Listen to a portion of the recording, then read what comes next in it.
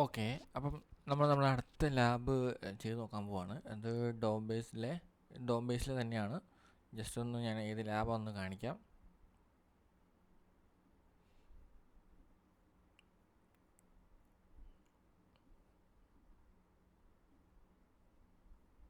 Okay.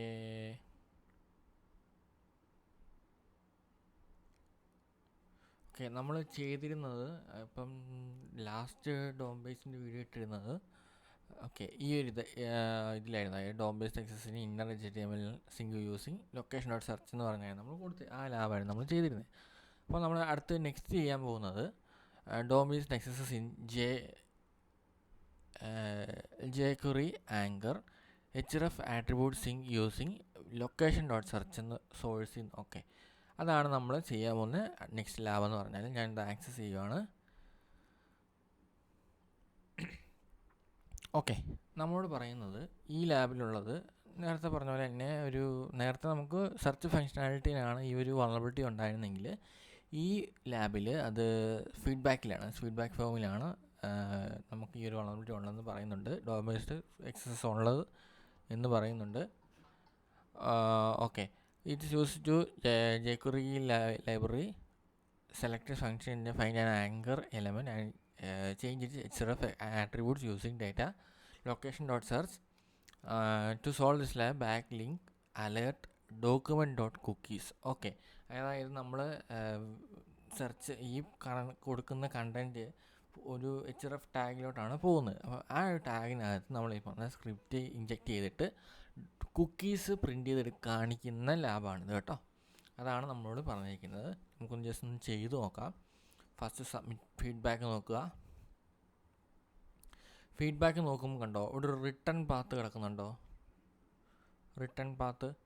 Okay, ഞാൻ ഈ return path just എൻ്റെ വാല്യൂ ഒന്ന് മാറ്റുവാണ്. ഞാൻ ജസ്റ്റ്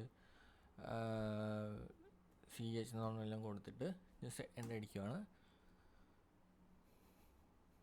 ഓക്കെ, നമുക്ക് ജസ്റ്റ് ഒന്ന് ഇൻസ്പെക്റ്റ് ചെയ്ത് നോക്കാം.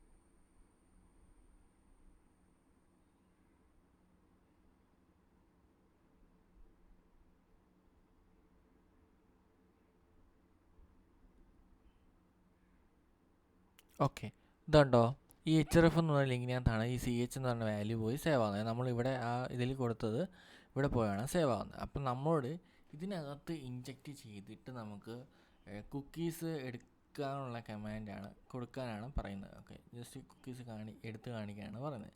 അപ്പം ഞാൻ ഈ CH എന്ന് പറഞ്ഞ ഓപ്ഷൻ അല്ലെങ്കിൽ CH എന്ന് പറഞ്ഞ് കൊടുത്തിരിക്കുന്ന ഇത് കളഞ്ഞിട്ട് ഞാൻ സ്ക്രിപ്റ്റ് കൊടുക്കുവാണ്. Java script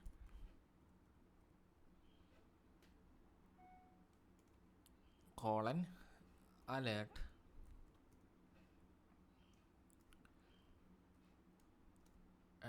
ടാഗിനകത്ത് document dot cookie COOKE cookie. Okay, കറക്റ്റല്ലേ ജാവാസ്ക്രിപ്റ്റ്? ഓക്കെ, ഞാൻ ജസ്റ്റ് എൻ്റർ അടിച്ചു. ഓക്കെ, ഞാൻ ജസ്റ്റ് ഇവിടെ ഒന്ന് ക്ലോസ് ചെയ്യുകയാണ്. എന്നിട്ട് ബാക്ക് ഒന്ന് അടിക്കുകയാണ്. ഉണ്ടോ ഇവിടെ പോപ്പ് ചെയ്ത് കാണിക്കുന്നുണ്ടോ? ഇത് ഇവിടെ കുക്കീസ് എടുത്ത് കാണിക്കുന്നില്ല, പക്ഷെ നമുക്ക് പോപ്പപ്പ് മെസ്സേജ് ആയിട്ട് വരുന്നുണ്ട് അല്ലേ? ഓക്കെ, അതിനർത്ഥം ഇത് എക്സിക്യൂട്ട് ആവുന്നുണ്ട് കേട്ടോ.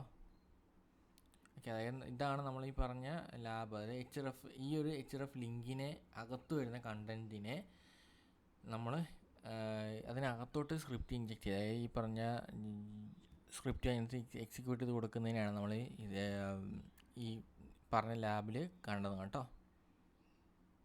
ഓക്കെ, സ്ക്രിപ്റ്റ് പേലോഡ് ജസ്റ്റ് ഇവിടെ വേണമെങ്കിൽ നോക്കിയേക്കാം. നമ്മൾ കൊടുത്തത് സെയിം ഇത് തന്നെയാണ്. ഓക്കെ.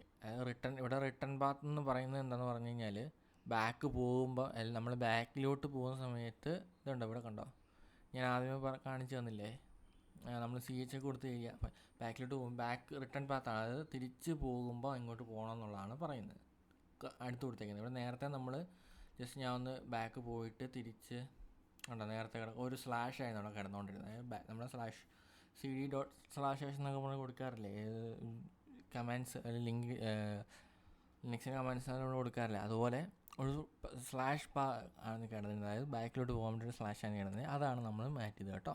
ഇതിനെയാണ് നമ്മൾ ഡോം ബേസ്ഡ് ആക്സസിന് HRF ആട്രിബ്യൂട്ട്, അതായത് ആ ഒരു HRF കണ്ടന്റ്. HRF എന്തിനാണ് യൂസ് ചെയ്യുന്നത്, ഒരു ലിങ്ക് പോലെ ക്രിയേറ്റ് ചെയ്ത് യെല്ലോ കളറാണെന്നാണ്. അപ്പോൾ നമ്മളിങ്ങനെ കൊണ്ടുവരുമ്പോൾ ഒരു പേജിലോട്ടാണ്, ക്ലിക്ക് ചെയ്യുമ്പോൾ അടുത്തൊരു പേജിലോട്ടാണ് പോകുന്നത് അല്ലേ.